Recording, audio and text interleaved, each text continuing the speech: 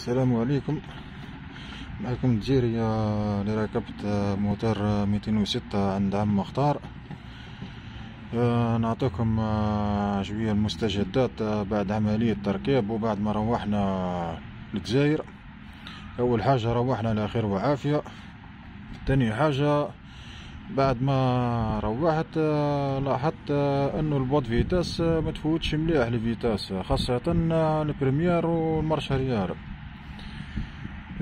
بعدها اتصلت بعم مختار، قال لي عم مختار باه ما تشقاش للجزائر في حالة ما ايضاح تكون حاجة خفيفة ولا لا، يضع عند ميكانيسيان عندكم يفيريفي لك غير من برا برك كاش سير كليبس طاير ولا كاش تيج تاع لي فيتاس هذيك طايره من بلاصتها ولا واش كان.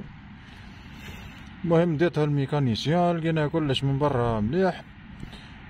زدت اتصلت عن بعم مختار، اعطاني موعد باه نرجع له لتونس، والحق بارك الله فيه كان مشغول، بس عليه كون عندي بعض الظروف الخاصه.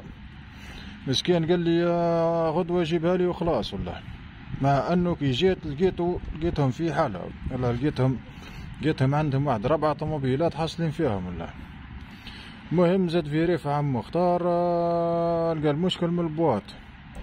بعدها في نهاري بعد بدلوا لي البواط وجابوا لي بواط واحد اخرى، والحمد لله درك البواط تفوت الفيتاس كل رحمتك يا ربي. والله نورو لكم البواط كيف تفوت.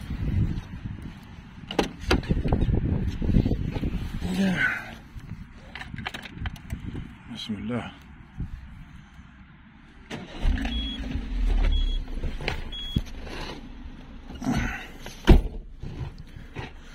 هاي ربي يبارك، بصبعك بعد تفوت. ها بريمير فات، ها دوزيام فات، بصبعك بعد والله بصبعك تفوت. والله ها مارشاريار، والله بوط ما شاء الله. والله ولهذا عم مختار نشكرك جزيل الشكر ونحييك من الجزائر، ونقول لك بارك الله فيك عم مختار، وراك انسان ثقة ويرحم والديك. والله